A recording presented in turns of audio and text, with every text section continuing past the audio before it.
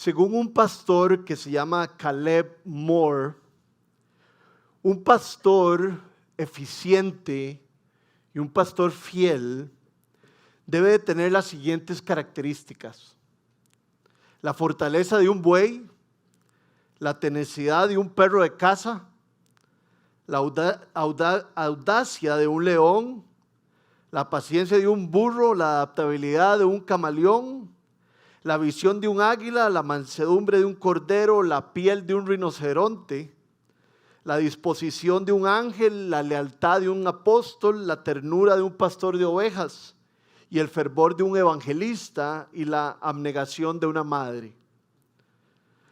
Como podemos darnos cuenta, el llamado de los pastores y de los líderes es único. Es un llamado bastante exigente y definitivamente es un llamado imposible de cumplir sin la asistencia del Espíritu Santo. Los pastores y los líderes de las iglesias son personas claves en nuestro crecimiento espiritual, en la protección de los creyentes de las mentiras del mundo o de poder participar, de sacar a los creyentes de esas mentiras. No sé si alguna vez se han puesto a pensar en eso, pero hoy vamos a hablar de aquellos que con diligencia, como dice la Escritura, trabajan entre nosotros y nos dirigen el Señor y nos instruyen. Yo les puedo contar acerca de mi experiencia con mi primer líder. Imagínense lo atarantado que pude haber sido yo a los 19 años. Conocí a Dios y me volví loco. Dios conquistó mi corazón, cambió mi vida. Y yo lo que quería era enseñar la Biblia. Y tenía un líder que fue muy sabio y muy paciente. Y me fue llevando poquito a poco, haciendo mandados, incorporándome poquito en las cosas que se hacían en el grupo y nunca me desanimó. Me daba cosas para hacer y poco a poco me empezó a dar oportunidades de dar un devocional, dar un poquito de una charla. Y eventualmente llegó el día donde él creía que yo podía predicar. Realmente él como líder fue una persona muy sabia y una persona que me alentó muchísimo. Y les cuento esto porque este es el rol de un líder. Y es interesante porque él me permitió predicar no porque yo fuera bueno predicando, sino que él se esperó al momento donde lo que yo predicara, yo lo viviera. Vean lo que dice Santiago 1, 22 al 25 y creo que esto aplica a todos nosotros. Dice, no se contenten solo con escuchar la palabra, pues así se engañan ustedes mismos. Llévanla a la práctica. El que escucha la palabra pero no la pone en práctica es como el que se mira el rostro en un espejo y después de mirarse se va y se olvida enseguida de cómo es.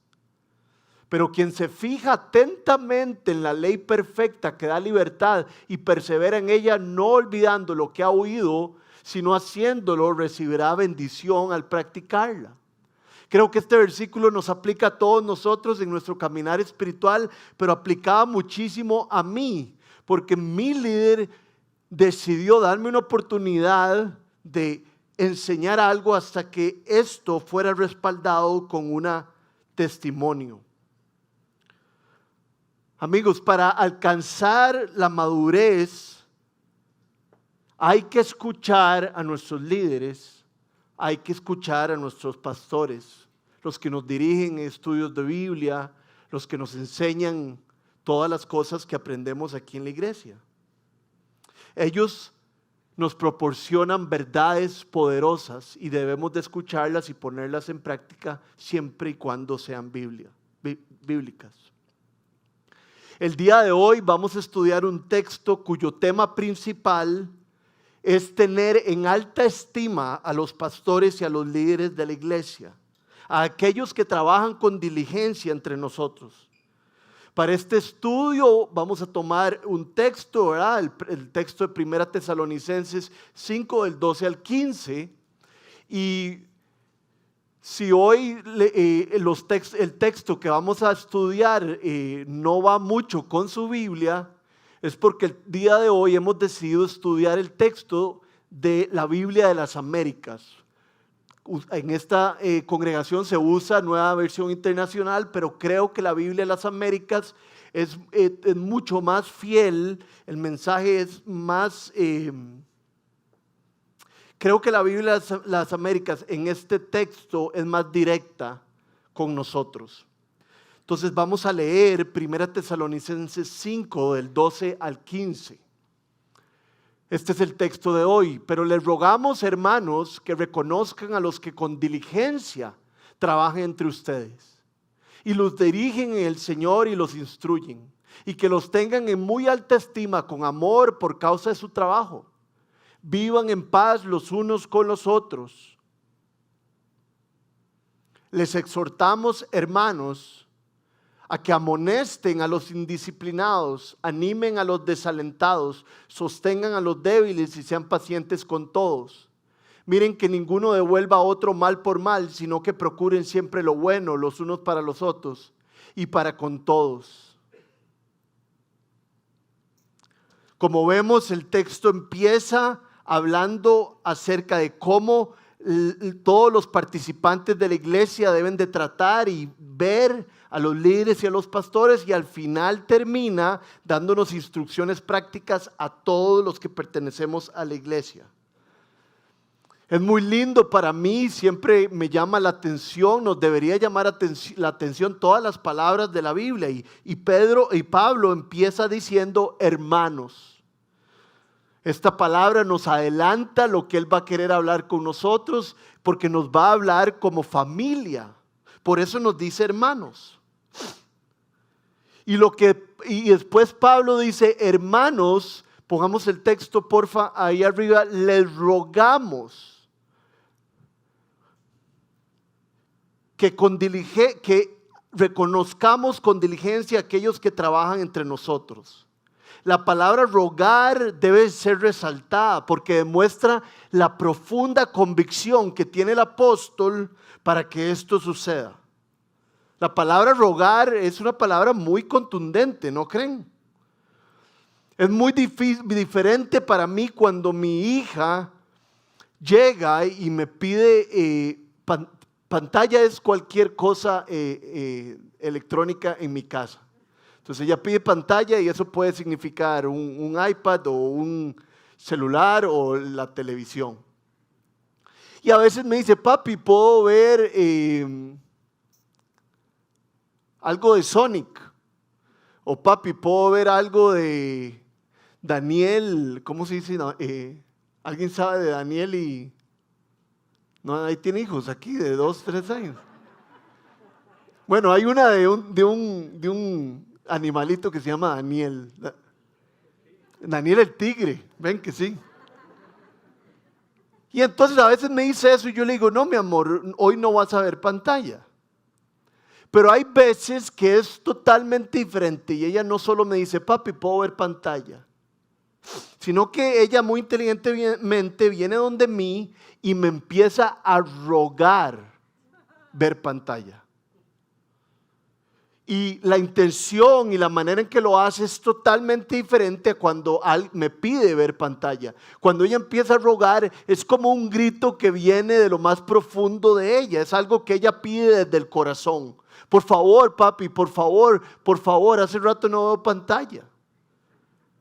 Y esta es la manera en que Pablo les está hablando a los tesalonicenses y nos está hablando a nosotros.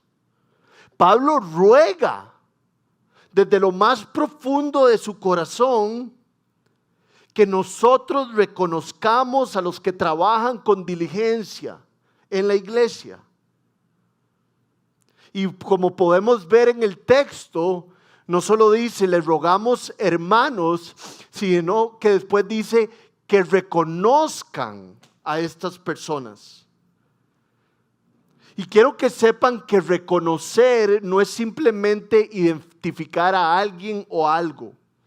La palabra reconocer aquí tiene que ver con examinar con cuidado y con atención a una cosa o a una persona, para realmente entender su estado y formarse un juicio acerca de ella. Entonces Pablo les está rogando a los tesalonicenses y a nosotros, y nos ruega desde lo más profundo de su corazón que reconozcamos a nuestros líderes y a nuestros pastores. Pero en el sentido no de solo identificarlos, sino de entenderlos, de analizarlos, de ver lo que ellos hacen. Si leemos el versículo 12 otra vez, nos dice que Pablo nos ruega, nos pide poderosamente que reconozcamos, o sea, que tengamos una visión clara de los que con diligencia trabajan entre vosotros y os dirigen en el Señor y os instruyen. Lo que Pablo nos está diciendo es que pongamos mucha atención a nuestros líderes y a nuestros pastores, que meditemos de vez en cuando en lo que ellos hacen con ganas y con diligencia. Y quiere decir también conocer a nuestros pastores y a nuestros líderes. Si usted es parte de esta iglesia, o si usted quiere ser parte de esta iglesia, Pablo nos recomienda acercarnos a los líderes de la comunidad y acercarnos a los pastores de la comunidad. Para eso están, para que los reconozcamos, para que los conozcamos, para que realmente sepamos cómo son. Y entonces tenemos que imaginarnos que, como Pablo está hablando de aquellos líderes que trabajaban en la iglesia, era difícil para Pablo esta labor, porque la iglesia de los tesalonicenses estaba recién plantada. Entonces todos los que estaban en la iglesia tesalónica eran jóvenes en la fe.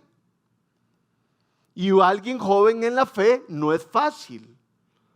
¿Por qué? Porque constantemente el creyente joven, bueno, todos los creyentes, pero el joven está en una lucha espiritual. Porque está conociendo las cosas que le agradan a Dios y las cosas que no le agradan a Dios. Dicho de otra manera, como lo dice la Escritura, se están quitando el ropaje de la vieja naturaleza y están siendo renovados en la actitud de su mente. Y concentrados en ponerse la ropa de la nueva naturaleza, en verdadera justicia y santidad. Vean cómo lo dice Efesios 4, 22 al 24. Con respecto a la vida que antes llevaban, se les enseñó que debían quitarse el ropaje de la vieja naturaleza, la cual está corrompida por los deseos engañosos, ser renovados en la actitud de su mente y ponerse el ropaje de la nueva naturaleza, creada a imagen de Dios en verdadera justicia y santidad. Entonces Pablo les está diciendo a los de Tesalonia y nos está diciendo a nosotros esto, que comprobemos realmente lo que agrada al Señor.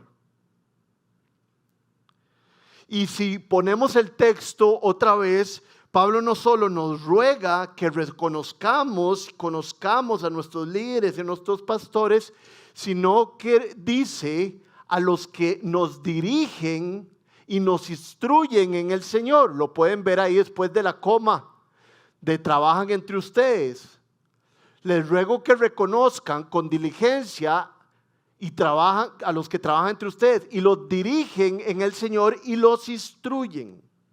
Entonces hay dos roles a los que Pablo está hablando, de los cuales está haciendo referencia, que honremos a los que nos dirigen y a los que nos instruyen.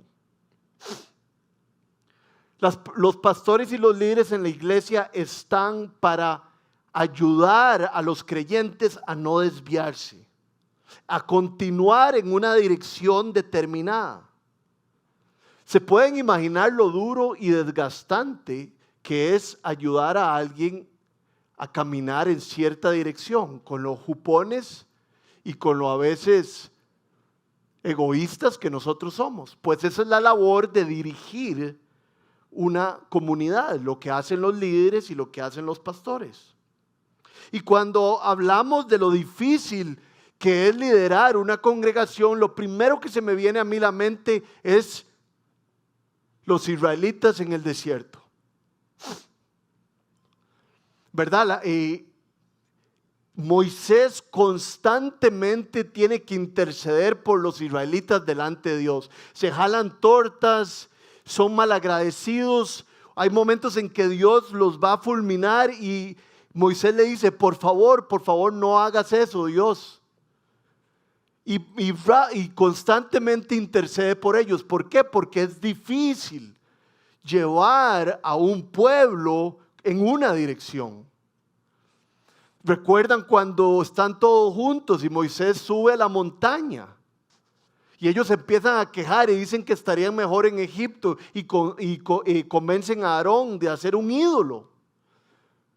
Eran unos jupones y era mucho trabajo dirigirlos.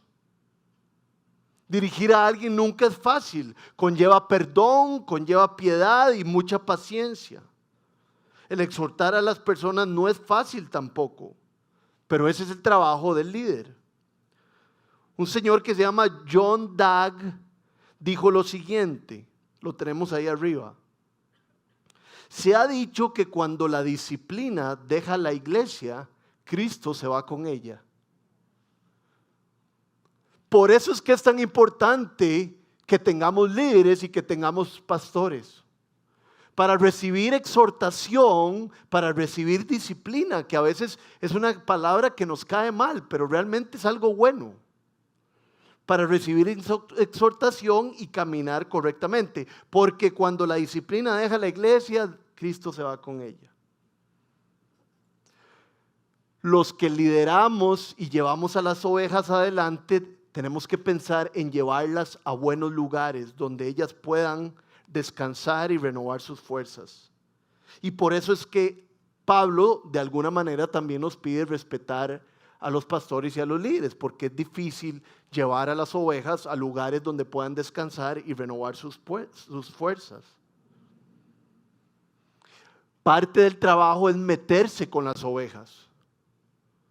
Un pastor de verdad no va adelante y deja todas las ovejas atrás. Un pastor de verdad está con las ovejas, huele a las ovejas, huele a oveja él, de tanto compartir con ellas. Un pastor y un líder de verdad está cerca de las ovejas, escucha lo que están haciendo, sabe por lo que están pasando.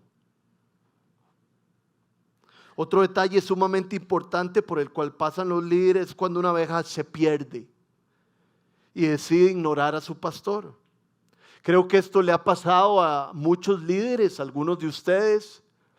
A mí una vez me pasó y fue muy doloroso, me ha pasado varias veces, pero una vez me acuerdo que invertí muchísimo en alguien que estaba aquí en la iglesia y por la gracia de Dios pude enseñarle a enseñar. Y por la gracia de Dios le pude enseñar la Biblia. Ella era parte de un grupo de líderes que teníamos y de los cuales tomábamos decisiones bastante importantes aquí en la iglesia. Y un día nos dio la espalda y un día se perdió y nunca más volvió. Y eso me dolió mucho en mi corazón. Y creo que eso le pasa a muchos líderes. Estoy viendo aquí a los líderes de Rúa, estoy viendo aquí a gente que lidera, ¿cómo se llaman los grupos que tenemos? De fundamentos. Y hay personas que dejan los grupos, hay personas que nos dan la espalda y por eso es que los líderes y los pastores necesitamos aliento y necesitamos la fuerza y la compañía de todos los creyentes, porque no es fácil. El final del verso 12 nos instruye acerca de reconocer a estas personas también por ser maestros. Recuerdan que el texto dice, reconozcan a los que dirigen y también a los que instruyen. Yo no sé si usted alguna vez ha hecho un estudio de Biblia o ha construido una prédica, pero es como tener un bebé. Es de las cosas más difíciles y de las cosas más retadoras que uno puede hacer. Uno sufre a veces. ¿Y por qué? Porque es difícil tomar la Biblia, entenderla bien y aplicarla y que sea relevante para las personas. Vea lo que dice un puritano que se llamaba Richard Baxter acerca de la predicación y la enseñanza. ¿Cuánta habilidad es necesaria para hacer clara la verdad? Para convencer a los oyentes, para dejar una luz irresistible en sus conciencias y mantenerla ahí para que se la lleven a sus casas. Sin lugar a dudas, esto requiere una habilidad santa. Un Dios tan grande cuyo mensaje entregamos debe sentirse honrado cuando en efecto lo entregamos. Como podemos ver, es difícil. Semana tras semana predicar, hacer un sermón, es difícil semana tras semana hacer un estudio de Biblia, es difícil semana tras semana estar siendo parte de un seminario, de un taller.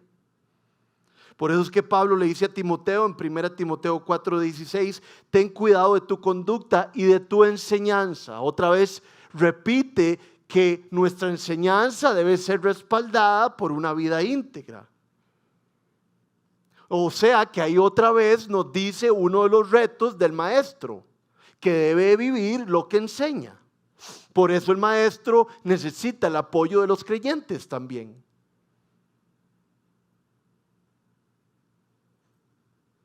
El pastor debe dar su vida por las ovejas. Y hay cosas que tal vez ustedes no conocen que tiene que hacer un líder o un pastor, pero les voy a contar algunas. La primera que me pasó a mí, yo llevo aquí en Casa 242, lo mismo que llevo casado, o sea que llevo como 11 años. Qué dicha que Luciana no está aquí. Llevo más o menos 11 años aquí.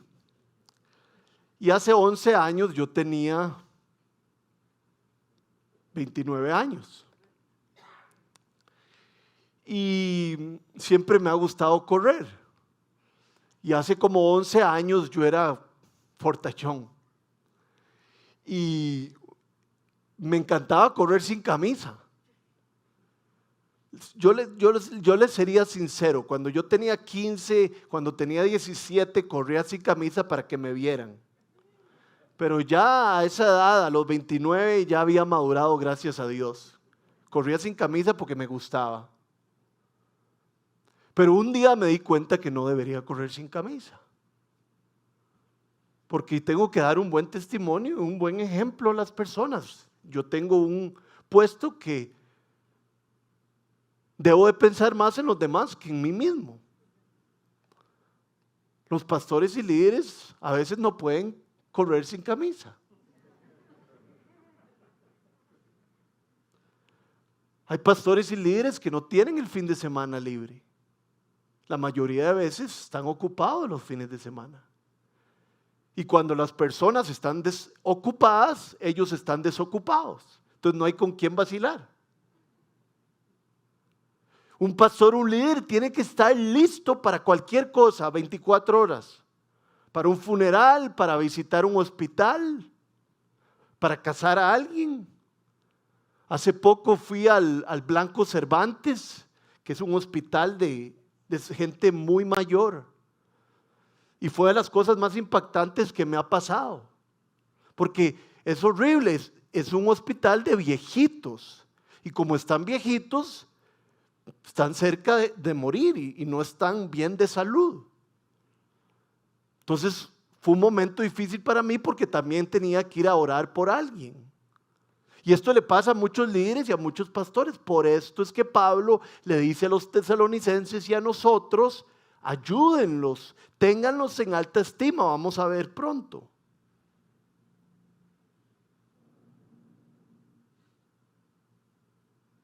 Un líder de la iglesia también debe de asegurarse de tener una relación profunda con Cristo. Si un líder o un pastor no tiene una relación profunda con Cristo y tiene disciplinas espirituales, si no tiene esas cosas no va a tener nada que darle a las demás personas. Una característica de un buen pastor es que llora con los que lloran y se alegra con los que se alegran. Llorar con los que lloran es desgastante. Un pastor no está solamente a cargo de su equipo, a veces tiene que estar a cargo de cientos de personas. Y vean lo que dice el versículo 13. El versículo 13 dice, y ténganlos en alta estima. Tener a alguien en alta estima significa tener cariño, tener consideración, tener una valoración positiva. O sea que más bien de tender a criticar o tender a pensar lo peor de un líder o un pastor, más bien al revés, es tenerlos en alta estima y darles muchas oportunidades. Por eso es que tenemos que conocerlos. Hay personas que se quejan porque los pastores no los visitan o no los llaman. Y yo creo que es importante que un líder o que un pastor pastoree, llame y se involucre en la vida de los demás. Pero no siempre se puede y hay que entenderlo. Vean qué interesante este versículo que el otro día vi en Santiago 5:14, que nos da como un refrescamiento muy importante acerca de esto. Dice, si alguien está enfermo, qué raro dice, ¿está enfermo alguno de ustedes? No, raro, yo soy el raro. ¿Está enfermo alguno de ustedes? Haga llamar a los ancianos de la iglesia para que, ancianos es lo mismo que pastores, a los ancianos de la iglesia para que oren por él y lo unjan con aceite en el nombre del Señor. ¿Qué notaron ahí diferente? Llámenlos. No tienen una bolita de cristal para saber todo lo que está pasando. La responsabilidad en Santiago se la está dando a los creyentes. Si necesitan del líder, si necesitan consejo, si necesitan que oren por ustedes, llámenlos. Pero le está quitando de alguna otra manera ese peso a los líderes y a los pastores. Porque no pueden estar en todas. Es interesante, ese versículo nunca lo había visto de esa manera. Si alguno está enfermo, llame a los pastores y el pastor podrá venir. Y algo que dice ahí en el versículo 13, además de tener en alta estima, ven qué interesante que dice, después, vivan en paz los unos con los otros. Cuando yo venía leyendo este texto, me estaba dando cuenta de que estaba hablando de los líderes y los pastores, de cómo teníamos que tenerlos en alta estima y reconocer el trabajo que hacen. Pero de repente Pablo dice, vivid en paz los unos con los otros. ¿Por qué si Pablo está hablando de que los creyentes respeten, tengan alta estima, nos ruega que conozcamos a los pastores, de repente dice, y vivid en paz unos con otros? ¿Por qué lo quiebra así de esa manera? Porque si en la iglesia la gente vive en paz, el pastor está más tranquilo. Es bastante simple. Entonces sí tiene sentido que esté ahí. Chinen a los pastores, ayúdenlos, ténganlos en alta estima y vivan en paz unos con otros. ¿Verdad? Cuando los chiquillos de uno viven en paz unos con otros, los papás están contentos y la pasan bien. Si los chiquillos no viven en paz unos con otros, el papá la pasa mal. Bueno, pues es bastante parecido para los líderes y los pastores. Una manera de ayudar a la iglesia es no chismear, es perdonar, es tratar a los demás con mucho amor. Cuando el pastor o el líder no tiene que estar metido en cosas que no tienen tanta importancia, puede dedicarse, como nos enseña Hechos 6, a la enseñanza y a la oración, que es lo más importante que un pastor o un líder puede hacer. Y vean lo que dice el versículo 14, vamos avanzando. Les exhortamos, hermanos, a que amonesten a los indisciplinados, animen a los desalentados, sostengan a los débiles y sean pacientes con todos. Miren que ninguno devuelva a otro mal por mal, sino que procuren siempre lo bueno los unos para con los otros y para con todos. ¿Vieron la diferencia? Pablo estaba hablando acerca de los líderes, acerca de los pastores, acerca de cómo los creyentes deben de tenerlos en alta estima y ayudarlos, vivir en paz para no traerles carga. Y ahora le empieza a hablar a toda la iglesia. ¿Lo notaron? Lo vamos a ver otra vez. Les exhortamos, hermanos, a que amonesten a los indisciplinados, animen a los desalentados, sostengan a los débiles y sean pacientes con todos. Ahora está hablándonos a todos de manera uniforme. Dice, os exhortamos, hermanos, a que amonestéis a los indisciplinados.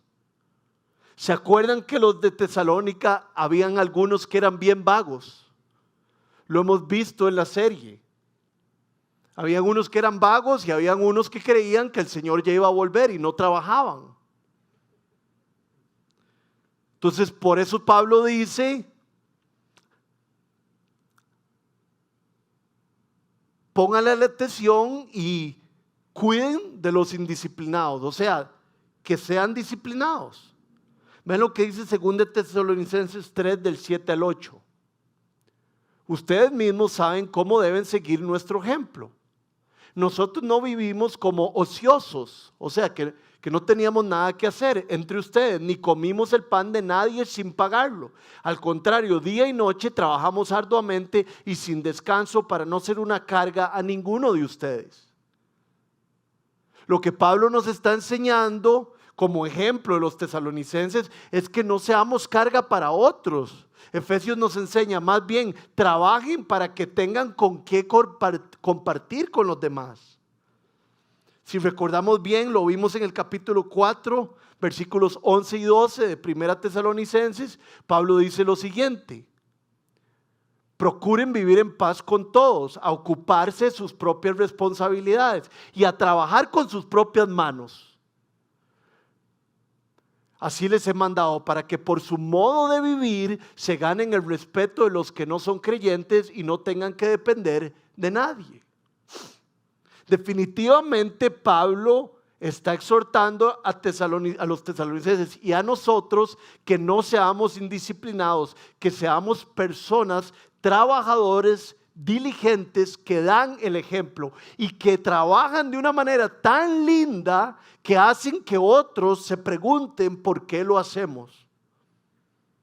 Entonces no podemos pasar esta parte del texto sin hacernos la pregunta si nosotros lo estamos haciendo. ¿Sos un ejemplo a seguir en tu trabajo? Tratad de ser el mejor y dar el ejemplo. Si alguien le preguntara a alguien que trabaja conmigo, ¿qué diría acerca de mi ética de trabajo? ¿Qué tal ese Rodrigo trabajando? Y vieras que llega como a las 8 de la mañana y media hora tarde y trae un bollo de pan con natilla y en vez de ponerse a trabajar se hace un café y se come el bollo de pan y se queda ahí en el celular, como a las 9:30 ya empieza a trabajar, almuerza como por 2 horas, está metido en el celular, no tiene ética de trabajo. Y es muy poderoso tener ética de trabajo, es muy poderoso trabajar fuerte, como para el Señor, porque nos dice el texto que nos ganamos el respeto de los no creyentes y podemos entonces compartir con ellos. Entonces la Biblia nos está preguntando hoy, ¿cómo trabajás? ¿Trabajás para el Señor? Como dice Colosenses. Y esto es una linda oportunidad porque podemos cambiar. Podemos llegar el lunes a trabajar de una manera diferente.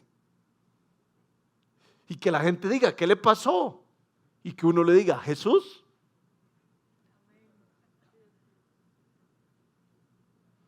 El verso 14 continúa con varias peticiones de Pablo para la congregación. Animen a los desalentados, sostengan a los débiles y sean pacientes con todos. Esto es interesante porque este es el trabajo de la iglesia. Animar a los desalentados, sostener a los débiles y ser pacientes con todos. Los líderes y pastores, por supuesto que tienen que hacer esto, pero si entendemos bien lo que nos enseña la Biblia en el Nuevo Testamento o las cartas de Pablo, el rol de los líderes y pastores es animar y asegurarse que la congregación hace eso. Que la congregación está animando a los desalentados, sosteniendo a los débiles y siendo pacientes con todos. Ese es el trabajo de nosotros como creyentes. Entonces ahora Pablo nos está dando el churuco a todos. Cuando vivimos como familia, ¿verdad? Animando a los desalentados, pasan cosas increíbles. Yo he estado en esta iglesia 11 años y en 2 ocasiones he visto como por medio de la iglesia se le ha regalado un carro a alguien. A mí eso me impresiona un montón. Una vez aquí enfrente, me acuerdo cuando le dieron el carro a alguien. Y yo, le dimos un carro. Y hace poco también le pudimos regalar otro carro a una persona que andaba yo no sé si eso se le podía llamar carro. Un Corolla como del 75. Ojalá nadie tenga un Corolla del 75. Me embarqué, hubiera dicho como el 60. Pero es la comunidad trabajando, animando, compartiendo. Esto no se trata de venir, cantar, escuchar e irse. Vieran las cosas que pasan al final de la celebración. Cuando las personas vienen aquí adelante a orar o cuando las personas se quedan por ahí. Es el momento perfecto para animar a todos, para acercarse a todos, para conocer a las personas. Esto no es un club social, es una comunidad de fe. Y entonces Pablo los está diciendo a los tesalonicenses, vamos a ponerlo otra vez para que no se nos olvide, y nos está diciendo a nosotros, animen a los desalentados, sostengan a los débiles y sean pacientes con todos. Todos ustedes saben, menos los invitados del día de hoy, que yo he pasado por meses bastante difíciles. Yo tomaba unas pastillas que tenía que tomar, me cambiaron las pastillas y ha sido muy difícil llegar al lugar donde estaba antes. Entonces he sentido mucha ansiedad, mucho miedo y pasé por una depresión, gracias a Dios ya no, estoy mucho mejor. Y ustedes no tienen idea cómo las personas me han tratado. Lindísimo cómo me preguntan. Todavía hay personas que constantemente me dan un mensaje: ¿cómo estás? ¿Cómo vamos?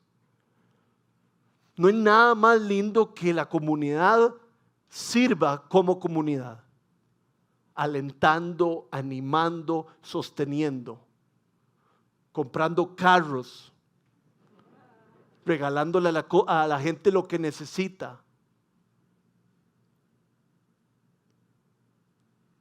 Yo no he estado solo en todos estos meses.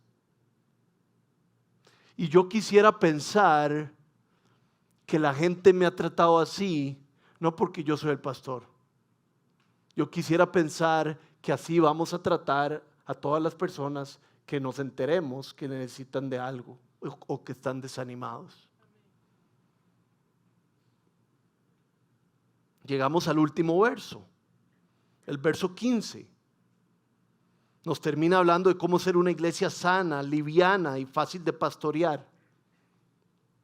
Miren que ninguno devuelva a otro mal por mal, sino que procuren siempre lo bueno, los unos para con los otros y para con todos.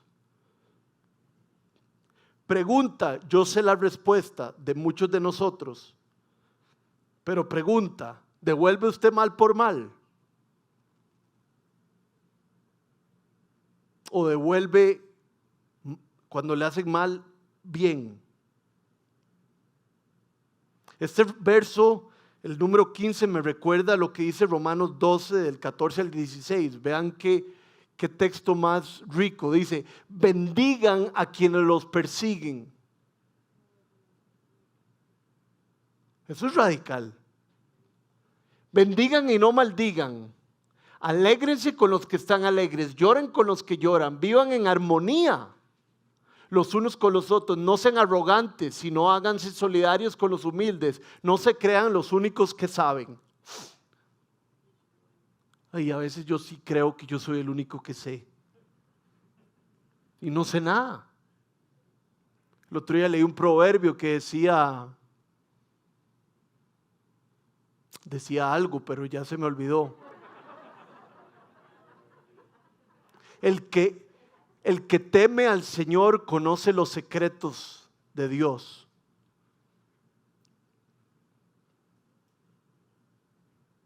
Si yo temo al Señor, si pongo al Señor en el lugar de privilegio y no me pongo a mí, voy a crecer en sabiduría, voy a conocer los secretos que Dios quiere revelarme.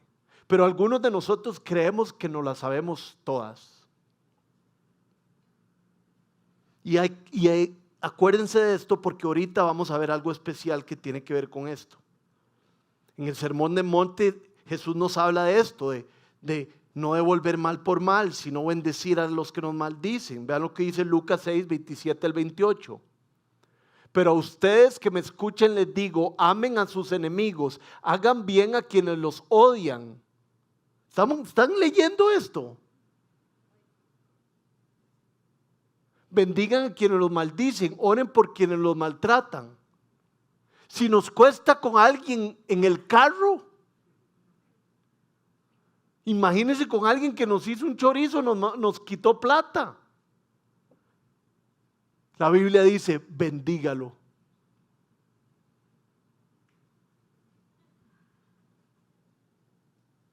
Actúe como Cristo. Dice, no juzguen a los demás. Yo creo que aquí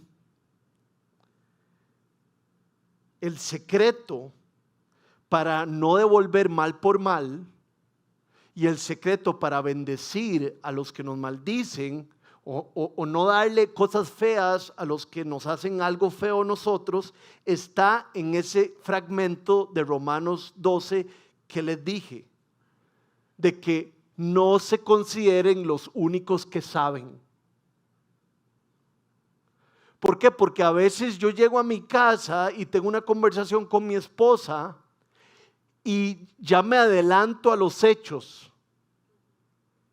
Creo que yo ya sé. Y como creo que yo ya sé, armo un pleito y no sabía nada. ¿Me explico un poco o no? Hay que darle una oportunidad a las personas y no creer que yo soy el que sé. Hay un porqué las personas actúan, hay algo por detrás y yo tengo que tener la paciencia de entenderlo. Porque una persona me está tratando tan mal, ¿por qué siempre me trata mal? ¿Por qué? Resulta que está en medio de divorcio. El esposo le dio vuelta hace 6 meses y está desesperada o desesperado. No crea que usted es el que sabe. Pregunte. Pero a mí me pasa eso. Vean lo que dice 1 Pedro 2, 21 al 23.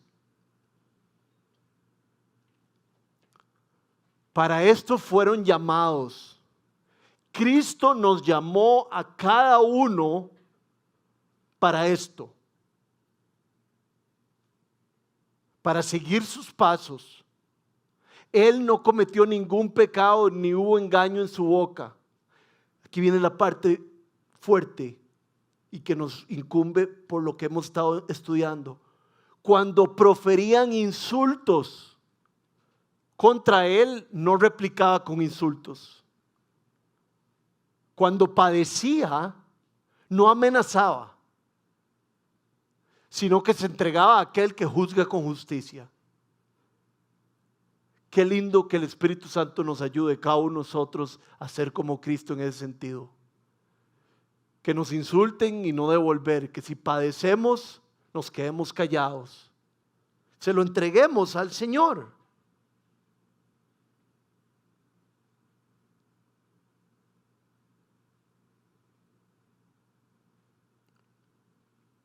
Porque Él es el único que puede juzgar. Ahí tenemos un versículo en Levítico. Vean lo que dice Levítico. No seas vengativo, no seas vengativa con tu prójimo, ni le guardes rencor. Ama a tu prójimo como a ti mismo, yo soy el Señor. Y después dice, no juzgues porque solo hay uno que juzga. Y hay que tener esa fe, hay que abrazar ese concepto bíblico. Yo no soy nadie para pagarle a esta persona, para devolverle este mal.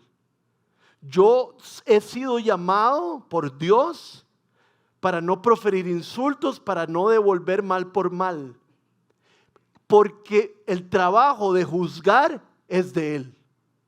Entonces yo no le robo el trabajo a Dios ni trato de ser como Dios, sino que le digo, Señor, que se haga justicia y ayúdeme a no devolver mal por mal. Ayúdame a bendecir a esta persona. ¿Cuántos de nosotros tomamos la justicia en nuestras manos? No estoy regañando a nadie, es una oportunidad para cambiar para cada uno de nosotros. Bueno, que el Señor tome control de esto. Yo no me voy a meter en un enredo. Yo no quiero problemas. Señor, ayúdame a bendecirlo y ayúdame a soltar cualquier cosa que yo tenga y que se haga justicia.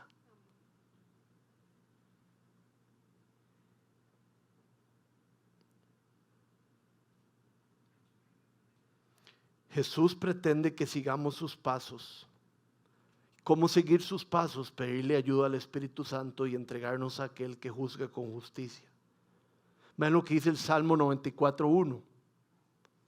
Señor Dios de las venganzas, manifiéstate. Siento o pienso en ese versículo y lo que más o menos entiendo es como, Señor, tú eres el que hace justicia, tú eres se puede decir vengador, tú eres mi vengador, manifiéstate porfa, haz justicia. Yo no la voy a hacer porque tú eres el que se encarga de esas cosas, pero porfa haz justicia. Y entonces cuando uno tiene esa oración, creo que las cosas cambian, porque ya uno no tiene la bola en sus manos, sino que se la da a Él. Manifiéstate, porfa, Señor, manifiéstate. Tal vez me están haciendo algún daño, tal vez mi esposa me tiró una indirecta fea o yo a ella o algo mucho más grave. No me toca a mí devolver, me toca, ay Señor, manifiéstate, haz justicia.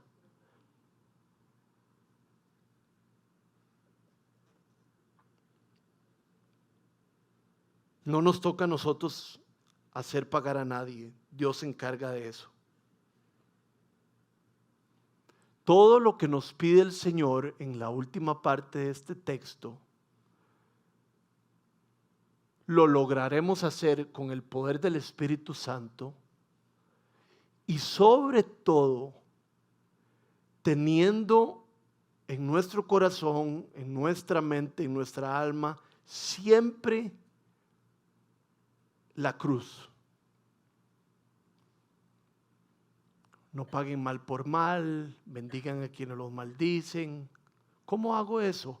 Me acuerdo que Cristo murió en la cruz por mí cuando yo ni siquiera le prestaba atención. Me acuerdo que Cristo murió por mí aun cuando yo era un pecador. Me acuerdo que Cristo murió por mí aun siendo yo un desobediente. Y entonces, si Cristo ha hecho por mí esto, yo quiero seguir sus pasos, porque dice su palabra que para esto fui llamado, para seguir sus pasos.